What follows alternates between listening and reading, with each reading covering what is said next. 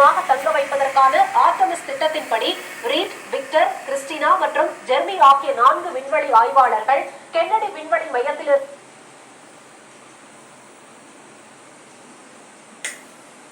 மறுபக்கம் சூரிய கிரகணம் மற்றும் நிலவின் மேற்பரப்பில் விண்கற்கள் மோதும் அரிய காட்சிகள் ஆகியவற்றை 10 நாட்கள் பயணத்தில் படம் பிடித்த அவர்கள் இன்று பூமிக்கு திரும்பினர். ஓரியன் கேப்சூல்ஸ் எனப்படும் அவர்களது விண்கல பகுதி இந்திய நேரப்படி இன்று காலை சாண்டியாகோ அருகே கடலில் விழுந்தது. இதையடுத்து ஹெலிகாப்டர் மூலம் அவர்கள் பத்திரமாக மீட்கப்பட்டனர்.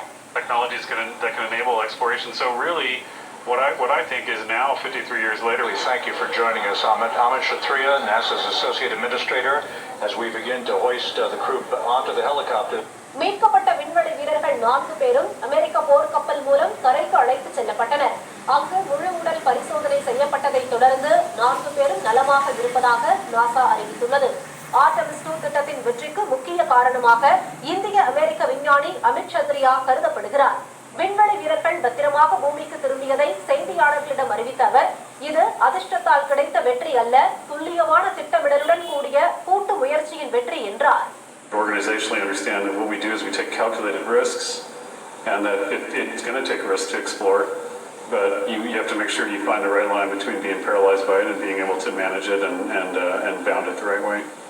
ஆர்டமிஸ் 2 பயணம் மேற்கொண்ட வீரர்கள் நிலவின் சுற்றுப்பாதையில் 11,17,659 கிலோமீட்டர் தொலைவு பயணம் செய்து விண்வெளியில் அதிக தொலைவு சென்றவர்கள் என்ற புதிய சாதனையை படைத்துள்ளனர். ஓரியன் விண்கலம் ஒலியை விட 33 மடங்கு வேகத்தில் வளிமண்டலத்தில் நுழைந்த போது திடீரென 4 லட்சம் அடி உயரத்தில் தகவல் தொடர்பை இழந்தது. எனினும் 2800 டிகிரி செல்சியஸ் வெப்பத்தை கடந்ததால் ஏற்பட்ட இந்த தடங்கள் 6 நிமிடங்களில் சரியானதால் பதற்றத்துடன் தவித்த விஞ்ஞானிகள் உற்சாகமடைந்தனர். ஆர்டமிஸ் 2 பயணத்தில் திரட்டப்பட்ட தரவுகளின் அடிப்படையில் ஆர்டமிஸ் 3 திட்டத்தில் நிலவின் தென் துருவத்தில் மனிதர்களை தரையிறக்க நாசா முடிவு செய்துள்ளது.